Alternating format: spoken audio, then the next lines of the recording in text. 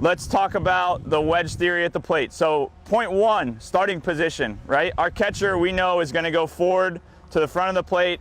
Our plate umpire is going to stay in this spot that he started the play, right behind where the catcher was. That puts us in a good distance relative to where he is. We're not going to react to that movement forward. We know that movement is going to happen, right?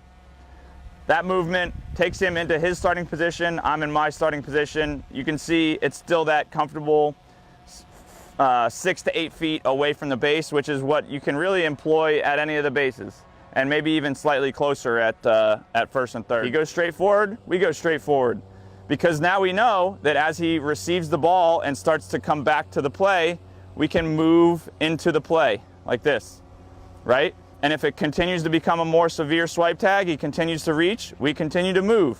He takes another step, we take another step.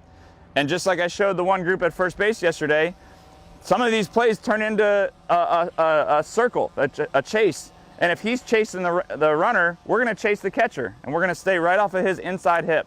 All right, let's do another example. He's going to move. This is the one that really can get you if you're not following the steps of the system. So if he goes into foul territory on the left side, okay, and if we have assumed a starting position here, or assumed an adjustment, and we started to go this way, this is the one that gets you in trouble, because now look how far away we are from him and from our intended position, which would really be right here, moving with him. Because now we're going to let him take us back to the play, which we don't know if it's going to be a slap tag in front of the guy.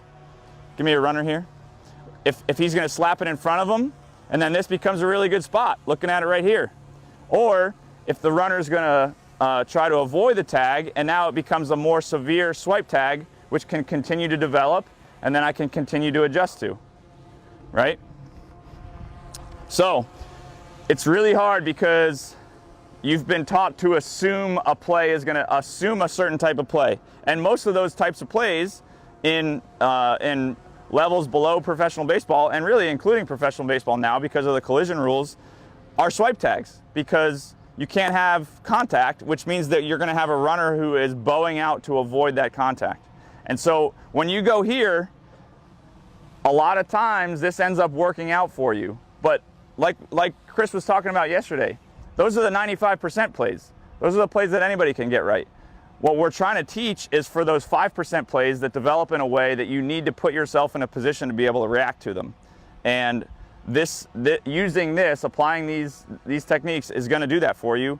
So starting position, we move with him. We don't overreact outside of his body. So let's show another overreaction. He goes foul, that same spot again.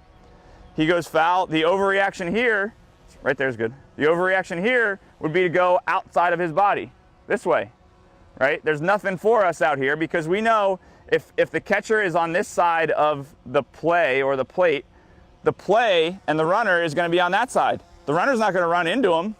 He's going to run away from him. And so if we take ourselves to the opposite side of his body, now we've put ourselves in a spot where it's possible that we're going to get obstructed looking through that tag. Now, here's the other mistake, okay? So let's say you did the first part wrong. Right there's good, where you guys were.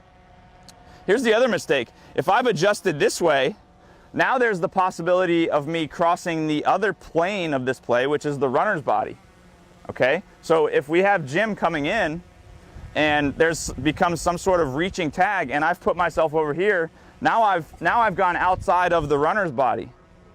And like John talks about, you've got to be in the window where the two things are going to come together, okay? This is outside of that window. On the other side of Mike is outside of that window. We can see that right in this area is inside of that window where we're going to see the two things come together. Infield throw, short throw, closer is better, okay? Get comfortable with stepping forward into those plays, because we know that we're not going to have a lot of time. We have the time that the ball leaves the infielder's hand till it gets to his mitt to adjust, to make a meaningful adjustment, and then we can follow with him as he reaches for the tag. But we need to improve the impact of our adjustment, and the only way we can do that is by getting closer.